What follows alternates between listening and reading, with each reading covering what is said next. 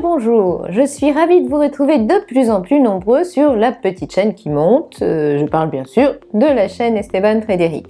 Pour rejoindre nos abonnés, vous pouvez cliquer sur le bouton rouge en bas à droite de l'écran. Et puis continuez à liker et commenter car ce mois-ci encore, une consultation de voyance sera offerte par Esteban Frédéric lui-même à l'un de ceux qui auront commenté l'horoscope mensuel. Le tirage au sort aura lieu en fin de mois.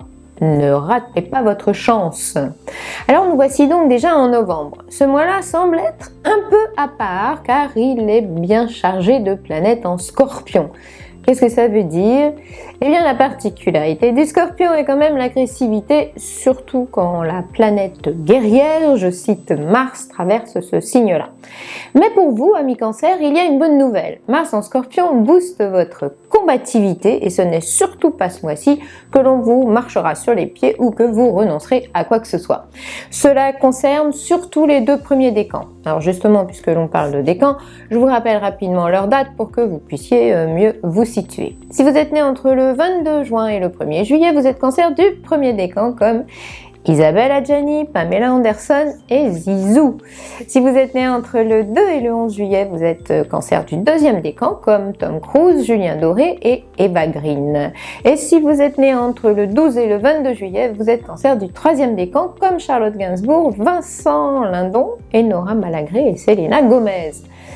Alors si vous désirez des infos pour un rendez-vous de voyance avec l'excellente équipe d'Esteban Frédéric ou savoir comment vous procurer votre thème astral, vous saurez tout à la fin de cette vidéo.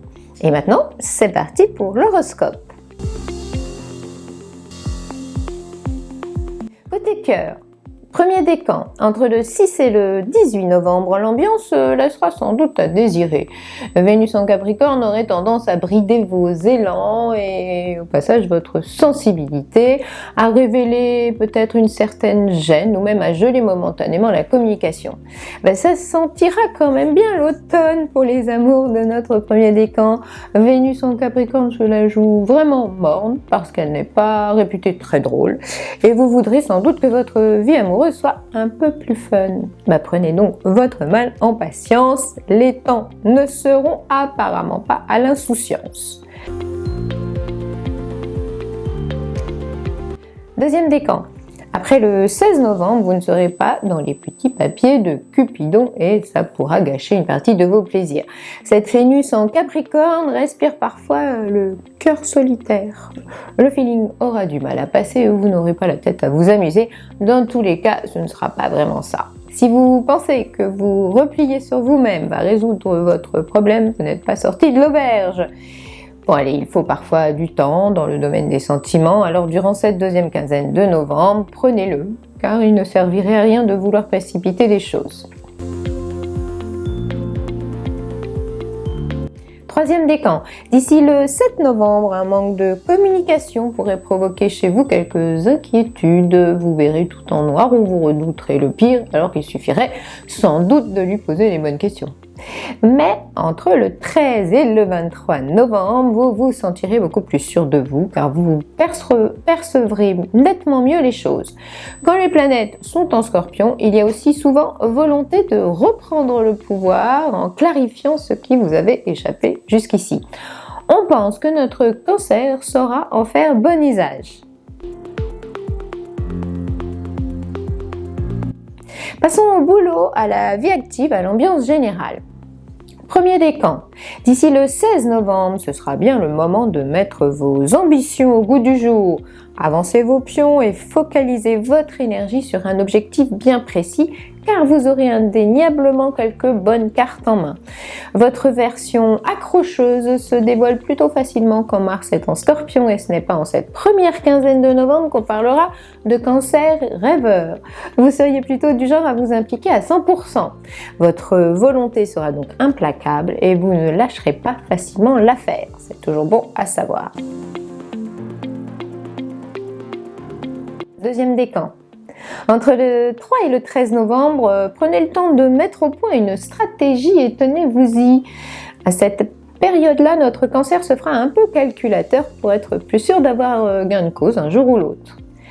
Après le 16 novembre, votre implication ne fera pas un pli et vous pourriez bien remuer ciel et terre avec cette pêche d'enfer. On dira que la force sera en vous. Imposez vos convictions et décrochez le pompon.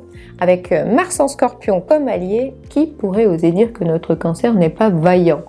Pour vous, ce sera courageusement et âprement, sinon rien. Mais quand on veut vraiment quelque chose, n'est-ce pas évident de se battre corps et âme pour l'obtenir? Eh bien si, absolument, et vous aurez sûrement quelques armes redoutables en stock. En tout cas, on sentira bien que vous saurez exactement où vous allez et comment y aller. Vers la fin du mois, Mars en Scorpion et Neptune en Poisson bien associés pourraient même vous transformer en super Cancer. Une grosse pincée de jusqu'au boutisme et un joli brin d'héroïsme.